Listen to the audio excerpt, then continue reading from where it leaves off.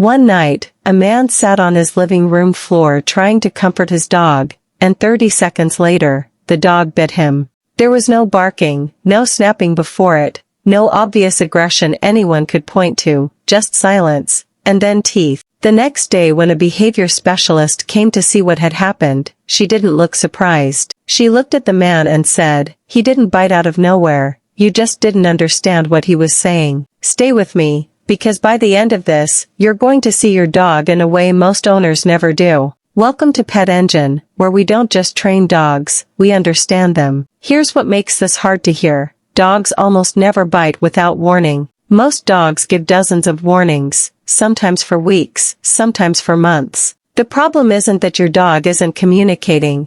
The problem is you're not speaking the same language. It started small.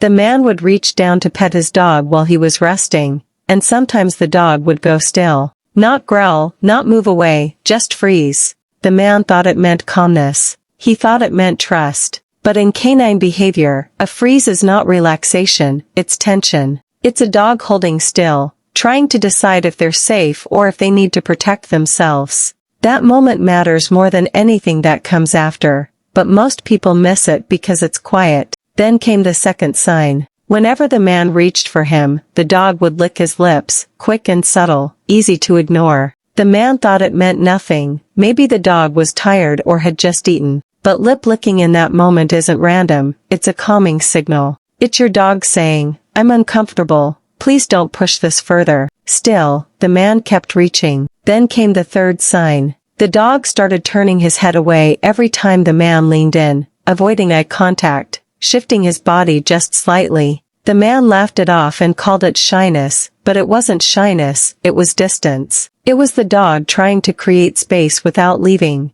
because leaving hadn't worked before. Then it escalated. The dog began getting up and walking away when the man sat next to him, quietly, without any noise, just distance. A dog choosing to leave instead of staying close is not random behavior, it's communication. It's a dog saying, "I don't feel safe enough to stay here." But again, it was ignored. Weeks passed, and something changed. The dog stopped trying. He stopped walking away, stopped licking his lips, stopped turning his head. To the man, it looked like progress. The dog was calmer, more tolerant, less reactive. But in reality, the dog had just run out of softer options. Because when a dog learns that their signals don't work, they stop using them. And when that happens, there are only two things left, silence or escalation. That night, it all came together. The man sat down beside his dog again and reached out his hand. The dog froze. But this time there was no lip lick, no head turn, no movement away, just stillness, and then the bite.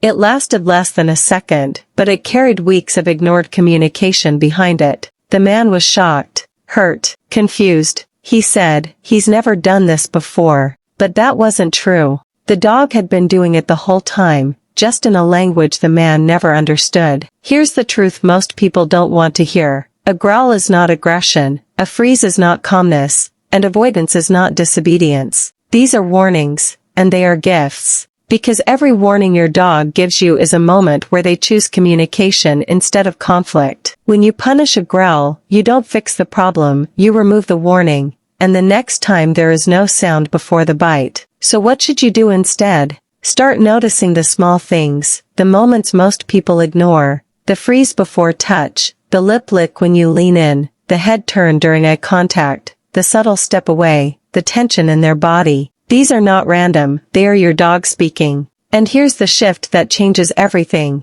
Instead of asking, "Why is my dog acting like this?" ask, "What is my dog trying to tell me?" Because your dog is always telling you something, even in silence, especially in silence. The goal isn't to control your dog, it's to understand them. Because a dog that feels heard doesn't need to escalate, a dog that feels safe doesn't need to defend itself, and a dog that trusts you doesn't just obey you. They choose you. Your dog has been speaking to you every single day through their body, through their behavior, through moments you probably didn't even notice. The question is, are you finally ready to listen? If this changed the way you see your dog, share it with someone who needs to hear it, and subscribe to Petengine, because your dog deserves to be understood, not just managed.